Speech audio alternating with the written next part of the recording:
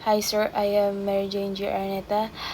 So today I will be explaining the overview, function, and historical evolutions of CCTV. So first, CCTV overview. CCTV stands for closed-circuit television. It is a system of video cameras that transmit signals to a limited set of monitors or recording devices rather than broadcasting publicly, unlike traditional television. So, yung CCTV po is, ito yung sistema ng video or cameras na nagtatransmit ng signal sa limitadong set lang ng monitors or recording devices. Hindi tulad ng traditional TV, binobroadcast siya publicly. So, let's proceed to the history of CCTV. Early inceptions of 1920s to 1940s. So first, nag-start siya sa 1927.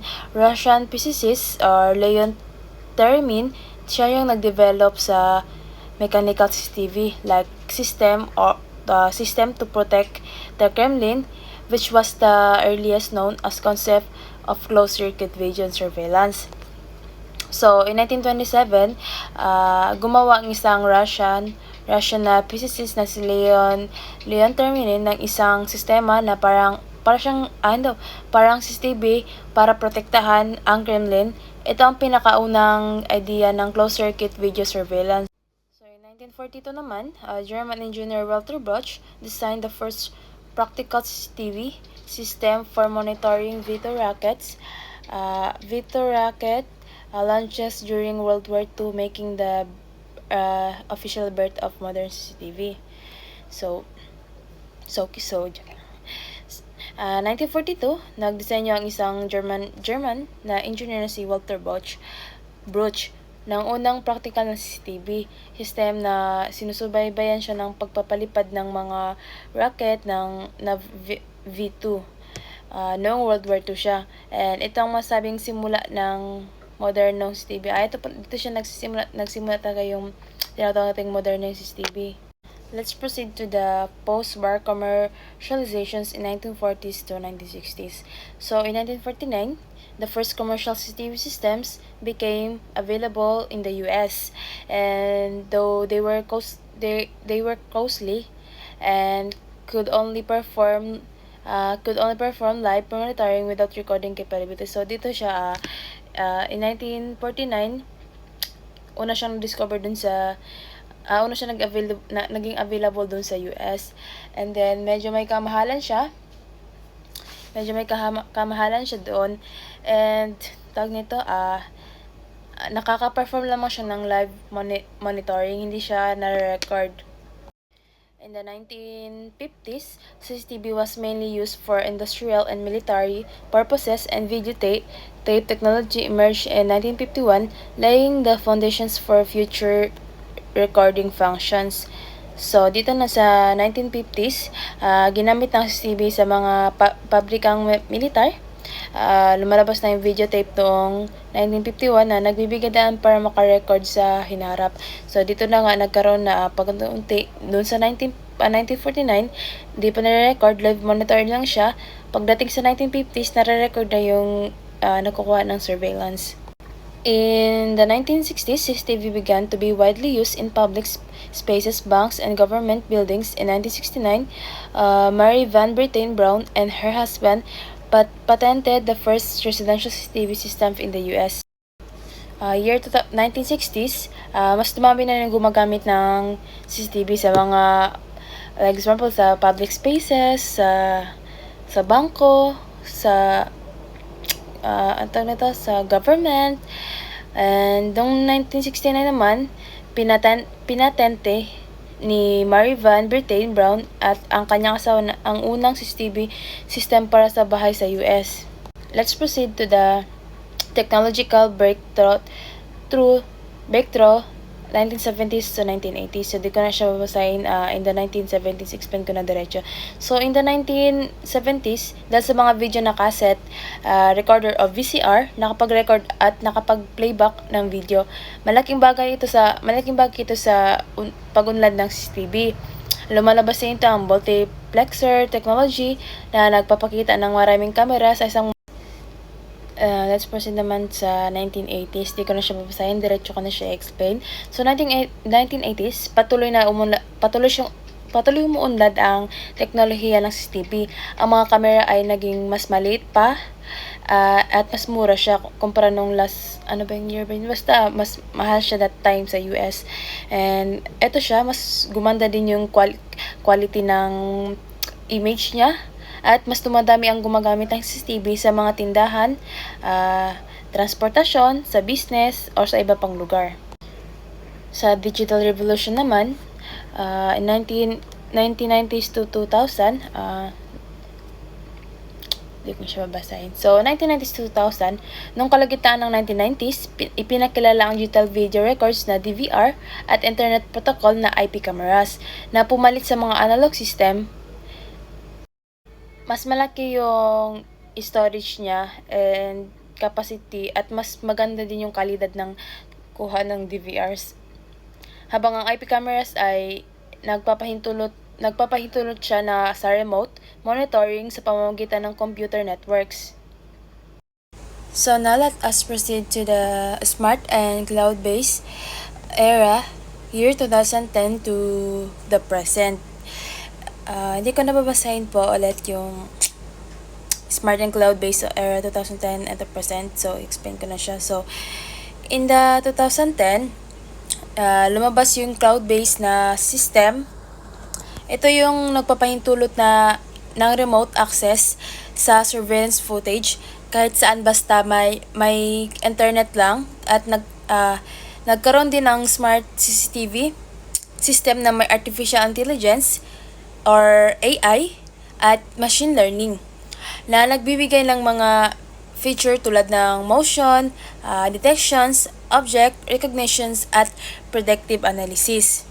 So now we are in the last topic of my part, which is the functions and purpose of CCTV. So, number 1, we have here the video surveillance. Ito yung kumukuha ng real-time or record na video na sa specific na siya na lugar. Second, the signal transmissions at storage.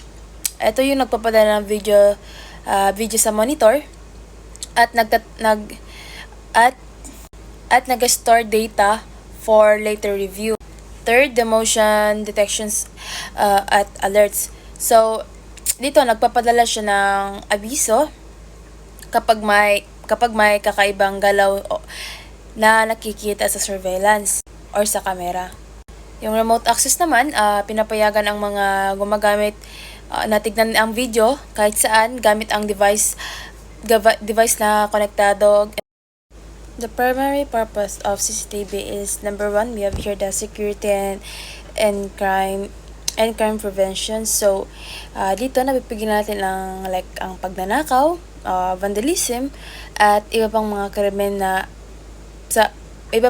na pamamagitan ng pagpapakita ng mga nakabantay. Na-prevent natin, for example, merong gustong magnakaw sa store mo and then, example, may store ka and then may gustong magnakaw and then nakita nila may CCTV, so, kinancel nila yung pagnanakaw nila. So yun na, na-prevent natin yung pagnanakaw.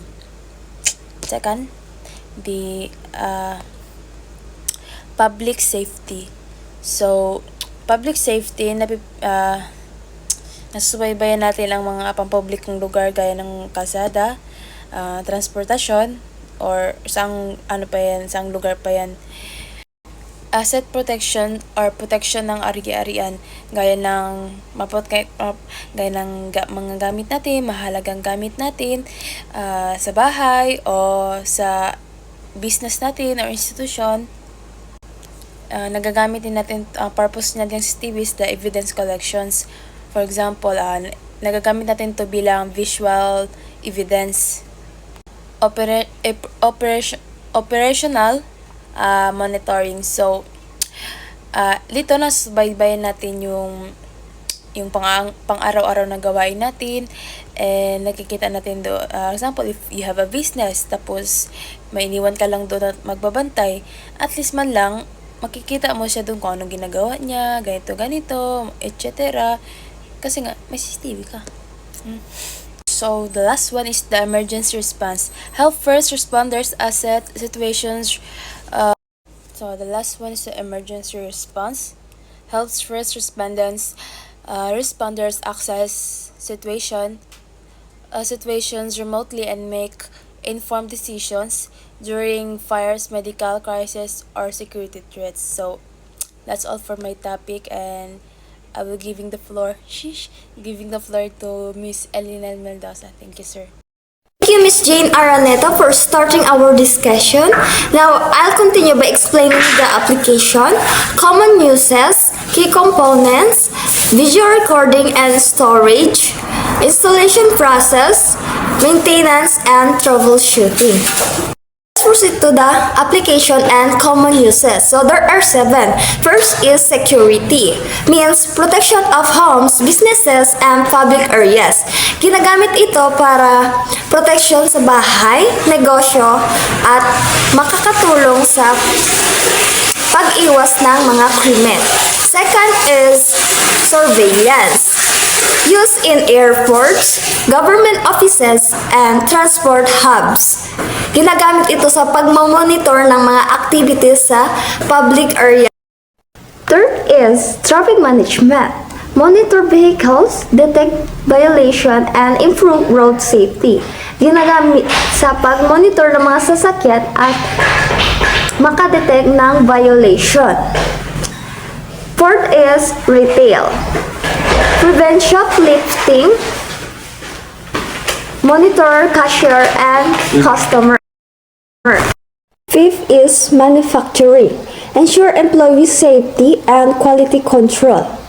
Sinisiguro ang safety ng workers at quality ng products. Sixth is education. Promote school safety and prevent bullying. Pampalakas ng school safety at pag-iwas ng bullying. Lastly is healthcare. Monitor patients and prevent unauthorized access. Minomonitor ang pasyente at pinipigilan ng unauthorized entry. Let's move on to the next topic, which is the key components. First is cameras. Capture video footage types, zoom, bullet, PTZ, or also known as a pan, tilt, or zoom. Kinikuhanan ito ng video o mga pangyayari. May mga iba't ibang uri tulad ng zoom, bullet, at PTZ, like what I said earlier. Second is DVR or NVR. Record and store video footage. Ito ang nagre-record at nag-iimbag ng mga video mula sa camera. Ang DVR ay para sa analog camera, samantalang ang NVR ay para sa mga IP camera. Cables and connectors transmit video signals and power. Fourth is monitor. Display live or recorded videos. Fifth, power supply provides electricity to the system. 6. Housing and mounts. Protect and position cameras properly. 7. Networking equipment. Connect system for remote viewing. 8. Smartphone. Allow access to footage remotely. 9. Software interface. Used for playback storage and configuration. 10 is security personnel. Monitor system and ensure security response. Sila yung mga person na nag-monitor at nag-respond sa mga incidents. Let's proceed to the video recording and storage. Ang DVR and NVR ay nag-save ng videos para ma-review kapag may incidents. At madali ang playback at pagkuha ng evidence. Kaya din niya mag-store ng malaking data at may remote access. Installation process. Kasama rito ang paglagay ng mga kamera, paglalatag ng mga cable at pagsasayos ng sistema. Ang maayos na pagkakabit na ay nakakatulong para mailinaw at epektibong pagbabantay. Isinasagawa rin ng testing upang masiguro na gumagana ng maayos ang lahat. Maintenance and troubleshooting. Kinakailangan ang regular paglilinis, pag-update ng system at pagpo-backup ng data. Agarang ayusin ang mga sira sa cable, connection o storage error. Nakakatulong ito upang tuloy-tuloy at maasan ang operasyon ng CCTV system.